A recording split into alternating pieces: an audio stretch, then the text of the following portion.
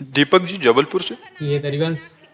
महाराज जी आपके चरणों में दंडवत प्रणाम। महाराज जी मैं पिछले 2 वर्षों से आपका सत्संग एकांतिक वार्तालाप सुन रहा हूँ। आपकी कृपा से भजन करने का भी प्रयास करता हूँ। विगत 2 वर्षों से आपकी कृपा से जीवन सही मार्ग पर चलाने का भी प्रयास कर रहा हूँ। फिर भी मन में एक डर सा बना हुआ है कि जब आप प्रत्यक्ष रूप में विराजमान नहीं होंगे तो हमारे जैसे लाखों युवाओं को कौन संभालेगा, कि हम किनकी वाणी का सहारा लेके इस जीवन की। भगवान की ऐसी लीला है कि इसका नाम है मृत्यु लोक। यहाँ मरना तो पड़ेगा भैया, चाहे हम हो चाहे आप हो, समय आने पर शरीर छूटेगा।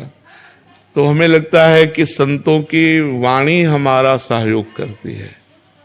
जो संतों के वाक्य हैं वही हमारे गाइड हैं। अगर हम संतों के वाक्यों को माने तो संत के चले जाने पर वाक्य तो रहेंगे ना, हम उन वाक्यों के अनुसार चलें। शरीर तो नाशवान है, आज है कल नहीं रहेगा, ये पक्का है। हमारा तुम्हारा या किसी का भी जब जहां जिसका आया उसको शरीर छोड़ के जाना पड़ेगा।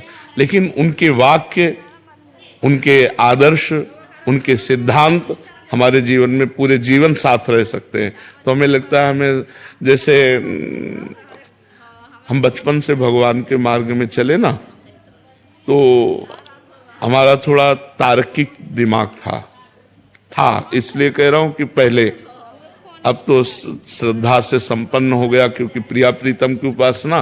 पहले सन्यास मार्ग में तो बच्चापन से हमारा तार्किक दिमाग था। किसी व्यक्ति का सानिध्य स्वीकार करना हमारे स्वभाव में नहीं था।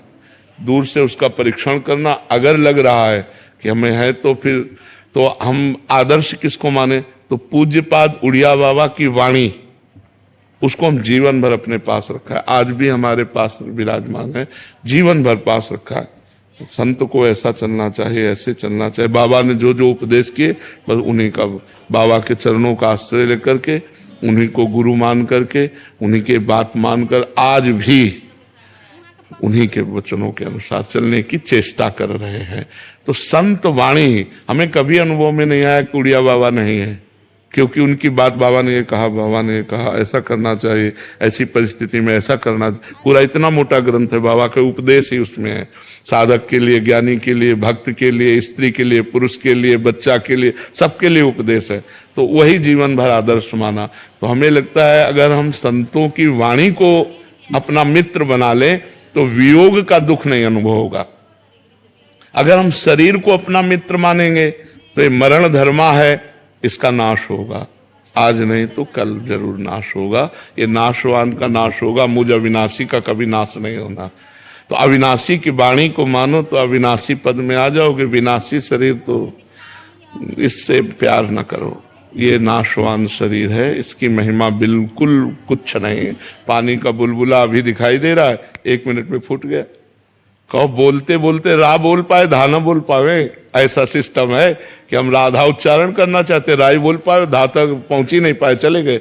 ये बहुत विचित्र खेल है। इसलिए हमें किसी भी शरीरधारी से आसक्ति नहीं करनी चाहिए, व्यवहार भगवत स्वरूप मान के करना चाहिए और आसक्ति अविनाशी से करना चाहिए। ये विनाशी शरीर वियोग को प्राप्त होने पर हमारा हृदय व्यतीत हो जाता है, फिर हम सत्य धर्म का निर्णय नहीं कर पाते। व्यतीत हृदय वो सही नहीं होता। अशांत से कुता सुखम।